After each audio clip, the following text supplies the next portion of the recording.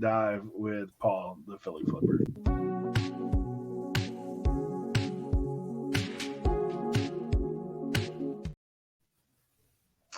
When we do this, typically what we do is just bring our guest in and ask him questions about his reselling journey and kind of get a little deeper into what Paul does and how he does it. So Paul, obviously you said that you started about 4 years ago, but we know are you a specialty seller or do you sell everything?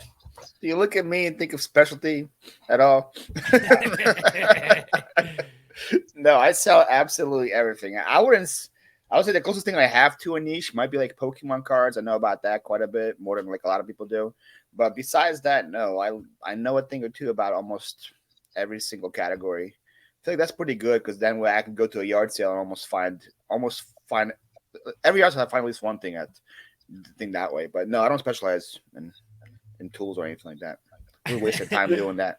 I will tell you that was one of the when I got a chance to actually go picking with Paul, that was one of the coolest things I found about going out with Paul, because I think, as much as Leroy only sells tools, he does know about other things. And I know Cernoch's not here and Eric, like we will pick what is there to be picked, and I think that a lot of resellers do, get lost in the shuffle because they feel like they have to, ask for video games and then that's it and run away if there's no video games, and when I got to see Paul out in the wild, it was awesome because he was like one of us. So like when we would go to I remember we went to that little church flea market place when we were on the 100-mile yard sale, and I gave Paul a nice piece of advice about being prepared, which I don't think he's ever forgotten. Hopefully, I feel like no one will forget that, man. But no, it is awesome, and I think that it's good to see somebody like Paul who has had the success that he's had, especially on YouTube and in reselling as a business, to show people that you don't necessarily have to just sell one thing. And it's important to familiarize yourself with as much as you possibly can, because the more you know, the more you're going to be able to pick, and the more you're able to pick, the more you're able to sell. And it definitely just allows you to pivot at any given point when like something might not be selling or you can't find a certain thing. So I definitely think that's something that's important. And it's good that Paul can show that to, a wide audience of people through his YouTube channel, because, that information is important to be out there. Yeah, like I always like imagine that people just say, "Hey, you gotta just niche down, and just like sell shoes, right?" Like, what if eBay goes one day and says you can't sell used shoes anymore on eBay? What are those people gonna do? They're like, okay, I guess we're done. So like, it's like people like me who can sell everything. They're like, okay, I guess I just gotta get rid of shoes somewhere else, but I can still sell 99% of the other stuff that I pick up. So I feel like that's why. And also, like I said, like I pick mainly yard sales and garage sales. That's why that's good for me. Again, if you don't have like what you have around you, you have like just the bins or you have just like a couple of Goodwills, you might not be able to do what I do. But for what I do, I think that's the best approach. So you already approached the next topic, because that's what I was going to ask you. I said, what are your favorite sourcing outlets? Yeah. No, garage sales, yard sales, rummage sales. Those are the first three I look at. And now if I get up from there, then I'll hit up like a local auction house if I have one around me, and then I'll do thrift stores. Thrift stores are at the very bottom. I don't like, but I feel like every time I go to a thrift store, I waste more time than I find anything. So it seems like that's what happens. Have you found any flea markets yet since you've been like? Is there any like flea markets close to where you are now? There is flea markets close to me, but I haven't had the need to go yet, just because of how good the yard sales here were. Like if it's like a slow yard sale day, I'll search for a flea market and drive like half an hour or whatever, 45 minutes to it. I have a couple in my like in an hour radius from me, but so far the yard sales have been so good that I haven't needed to do that yet. All right, how many listings do you have right now? Yeah. 1,809. Holy smokes. Is that a lot? Yeah, but how many did you? How many times what I have? Oh man, you should have asked me in November. Yeah, like how many did you close out? At my peak, I was at 7,900 in November. Yeah, so like I feel like I have nothing right now. That's what I said. I was at 700 in like God. almost by the end of Q4. Yeah, I was 700. And in like a matter of 2 months, I got down to 1,800. It was like 600. How many of that 1,800 did you bring with you when you relocated? Yeah, it was like 1,600. Yeah, 1,600 of those. Yeah. Well, like I said, I was downsizing from a 4,000 square foot warehouse to a house and a garage. 400 square feet. I don't know how much big the garage is. I haven't counted, but it's definitely a lot smaller. So, like, yeah, so I had to get rid of a lot of stuff for sure. Hey, the other sourcing thing I've seen you do is auctions. Have you found any auction houses down there? Because I knew that I've watched video of you in the auction house before.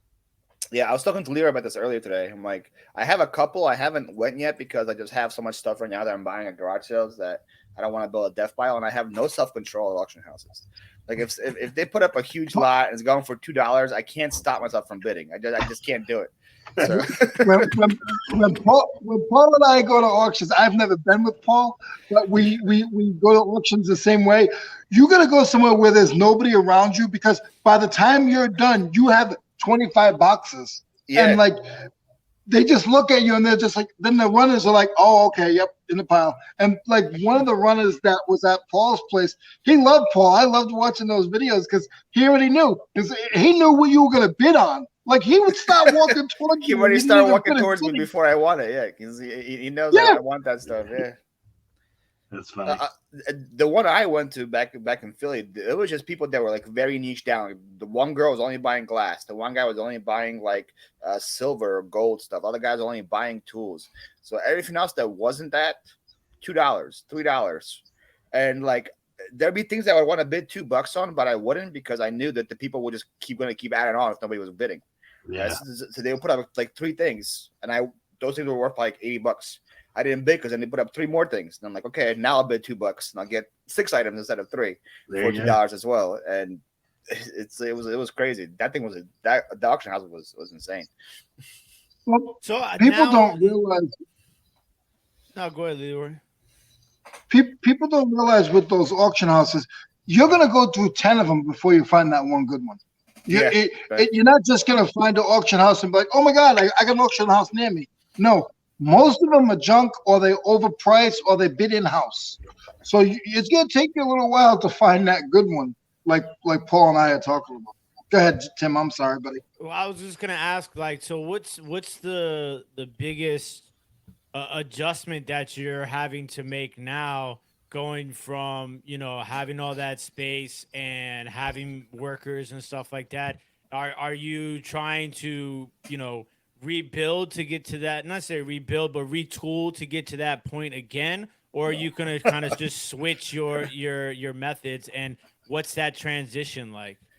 Yeah, definitely switching lots of my methods. Back in Philly, I never look at sell-through rate because for me, like sell-through rate is important for storage, I would say, right? Because you want things to move, right? Like if you have enough storage, you can just keep buying things. Not look at sell-through rate; it's going to sell eventually. But the reason why I had so many listings was I would buy a lot of storage units back home, and you buy storage unit for $10, you probably get 1,000 listings out of that storage unit if you go crazy like I do. So here, I'm saying no to storage units because that's going to build up my death pile way too long. Checking sell-through rate way more on items that I'm not sure. If I'm on the fence of buying it, I'll check sell-through rate to see if it's good enough. Like if it'll sell within 3 months, I'll buy. If not, I'll probably pass. And then, like how Eric said, I really don't want to do projects now. Like I bought one pizzelle maker on my first weekend here that need to be cleaned. I've been here for a month. I still haven't cleaned that thing. It's still there. So I'm like, if I'm not gonna do it, if it's gonna just sit there and not get touched, why focus on that? So yeah. Are you seeing your average sell price go up, being that you're not buying as much in bulk? Yeah, for sure.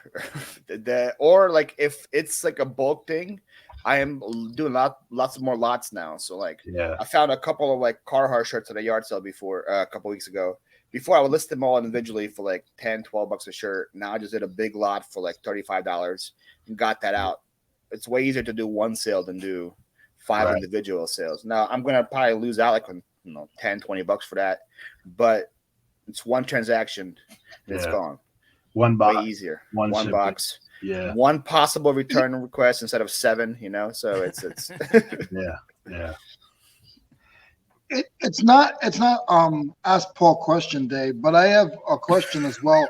Oh no, it's ask Paul question day. It's definitely ask Paul question day, Leroy. Come on, man.